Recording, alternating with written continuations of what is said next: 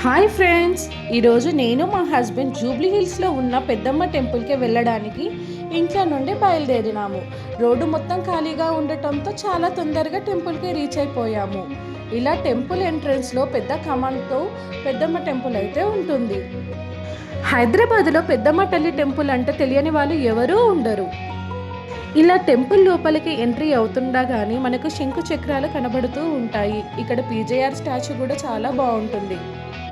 మేము మార్నింగే వెళ్ళడంతో చాలా ప్రశాంతంగా ఉంది. ఇక అలా నడుచుకుంటూ టెంపుల్ లోపలికి వెళ్తున్నాము. పెద్దమ్మ తల్లి టెంపుల్కి నాకు తెలిసి ఒక చిన్న స్టోరీ అయితే ఉంది. ఇక్కడ పూజలు అందుకుంటున్న పెద్దమ్మ తల్లి సాక్షాత్తు దుర్గాదేవి అమ్మవారి అని, మహిషాసురుడి సంహారం తర్వాత సేద తీరిన ప్రదేశంలోని ఈ ఆలయం నిర్మించారని పురాణాలు చెప్తూ ఉన్నాయి. ఇక అమ్మవారిని దర్శించుకోవడానికి మేము లోపలికి వెళ్తున్నాము. ఇక్కడ ఉన్న నవశక్తుల ఆలయంలో ముడుపు కట్టి అమ్మవారిని ఏదైనా కోరుకుంటే అవి వెంటనే నెరవేరుతాయని నమ్మకం. ఎంతోమంది భక్తులకు ఇది జరిగిందని చెప్తూ ఉంటారు. ఇక నవశక్తుల ఆలయాన్ని దర్శించుకొని మేము ప్రదక్షిణలు అయితే మొదలు పెట్టాము. మంగళవారం, శుక్రవారం, ఆదివారం అమ్మవారిని దర్శించుకోవడానికి దూర ప్రాంతాల నుండి కూడా భక్తులు వస్తూ ఉంటారు.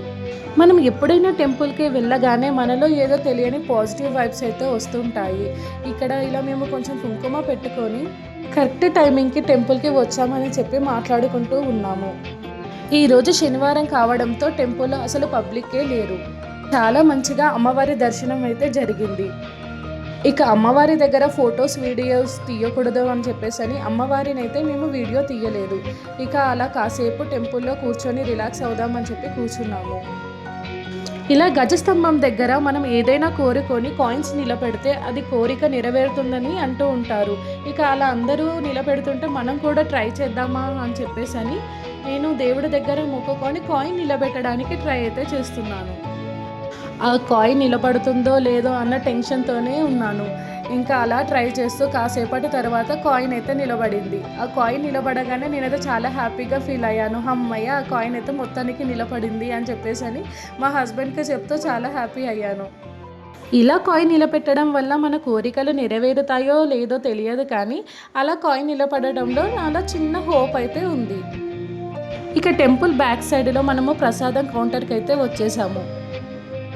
ఇక్కడ కూడా లైన్ చాలా తక్కువగా ఉండడంతో ప్రసాదం టోకెన్స్ తీసుకొని నెక్స్ట్ లెఫ్ట్ సైడ్లో ప్రసాదం ఇచ్చే కౌంటర్ దగ్గరికి వెళ్తున్నాడు మా హస్బెండ్.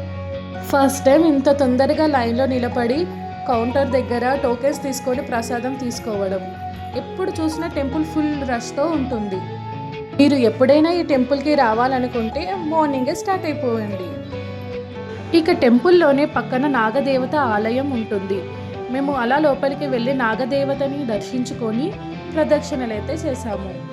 ఏవైనా సర్పకాల దోషాలు ఉంటే నాగదేవతని దర్శించుకుంటే అవి తీరుతాయని అంటూ ఉంటారు. ఇక అమ్మవారిది నాగదేవత దర్శనం అయ్యేసరికి మేము రిటర్న్ వెళ్ళడానికి టెంపుల్ నుండి అయ్యాము. ఇక అలా బయటికి వచ్చి టెంపుల్ దగ్గర కొన్ని ఫొటోస్ తీసుకుందామని చెప్పేసి అని బయటికి వచ్చి నిలబడి కొన్ని ఫొటోస్ తీసుకున్నాము. ఫస్ట్ టైం అమ్మవారి దర్శనం ప్రశాంతంగా జరగడంతో చాలా హ్యాపీగా ఉంది. సో ఫ్రెండ్స్, మీకు మా వీడియో నచ్చినట్లయితే మా వీడియోని లైక్ చేసి సబ్స్క్రైబ్ చేసుకోండి. Thanks for watching this vlog.